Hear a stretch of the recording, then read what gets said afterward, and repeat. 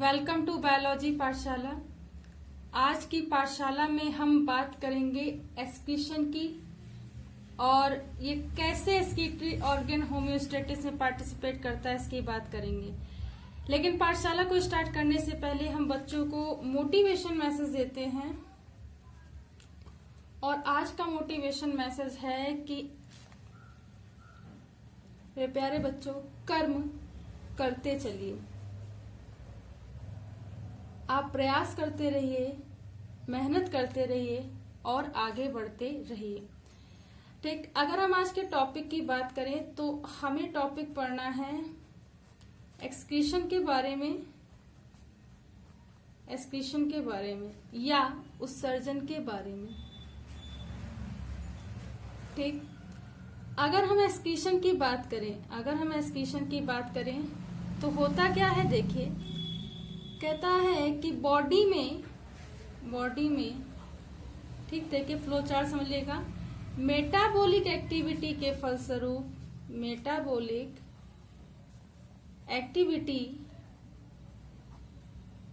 फलस्वरूप ठीक, nitrogenous waste या हम ये कहें मटेरियल को ठीक बॉडी से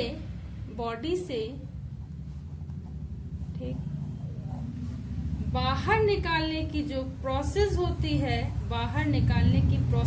है, उसे क्या बोला जाता है? उसे बोला जाता है एक्सक्रीशन। उसे क्या बोलते हैं? एक्सक्रीशन। ठीक, इतनी बात याद रखेंगे। यानी कि शरीर में उपाच्य क्रियाओं के फलस्वरूप नाइट्रोजनस या अपशिष्ट पदार्थों को शरीर से बाहर निकालने की जो क्रिया होती है उसे क्या बोलते हैं? उत्सर्जन बोलते हैं। ठीक, इसमें जो पार्टिसिपेट ठीक है ऑर्गन करता है उसे क्या बोलते हैं? एक्सक्रीटरी ऑर्गन कहते हैं। ठीक, जो क्या होता है? किडनी। ठीक, और इसमें जो पार्टिसिपेट सिस्टम होता है उसे क्या बोलते हैं?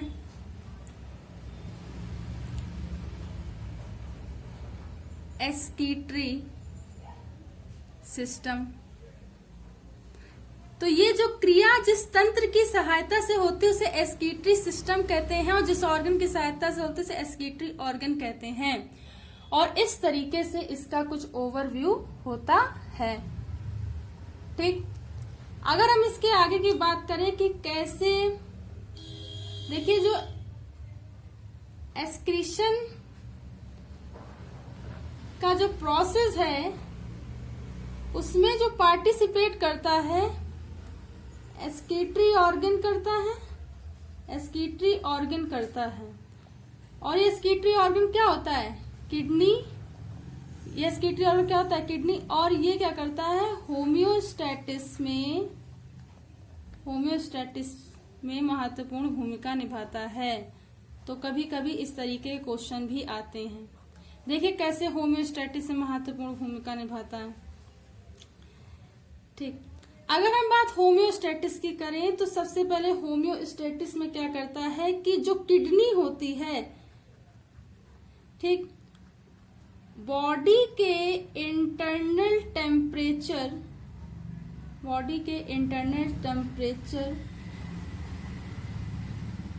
को बनाए रखती है या मेंटेन करती है। ठीक, उत्सर्जित पदार्थों के निष्कासन के साथ साथ, यानी नाइट्रोजनस बेस का क्या करती है? एक्सक्रीशन करने के साथ साथ यह क्या करती है? बॉडी के इंटरनल टेम्परेचर को बनाए रखती है या इंटरनल एटमॉस्फेयर या वातावरण को क्या संतुलित बनाए रखती है, मेंटेन करती है, जिसे होम्योस्टैटिस कहते हैं। इस स्थिति को होम्योस्टैटिस कहते हैं। किडनी क्या करती है कि नाइट्रोजनस बेस के एक्सक्रीशन के साथ साथ आंतरिक शरीर के आंतरिक वातावरण को भी संतुलित बनाए रखती है। इस स्थिति को होम्योस्टैटिस कहते हैं। और इसमें निम्नलिखित संतुलन होते हैं। कौन कौन से मेंटेनेंस इसमें होंगे? अगर हम इसमें मेंटेनेंस की बात करें तो देखिए, सबसे पहला जो मेंटेनेंस होता है, इधर आ जाइए, सबसे पहला जो मेंटेनेंस होता है वो होता है वाटर बैलेंस। ये क्या करता है? किडनी जो करती है, किडनी क्या करेगी? वाटर बैलेंस का कार्य करती है पूरे शरीर में। वाटर बैलेंस का कार्य करती है। वाटर बैलेंस का कैसे कार्य करती है कि ये क्या करेगी? अतिरिक्त जल की मात्रा को क्या कहेगी? एक्सेस ऑफ वाटर को क्या करती है? ठीक है, यूरिन में बदल देती है, जिससे वाटर बैलेंस शरीर में बना रहता है। वाटर बैलेंस शरीर में बना रहता है।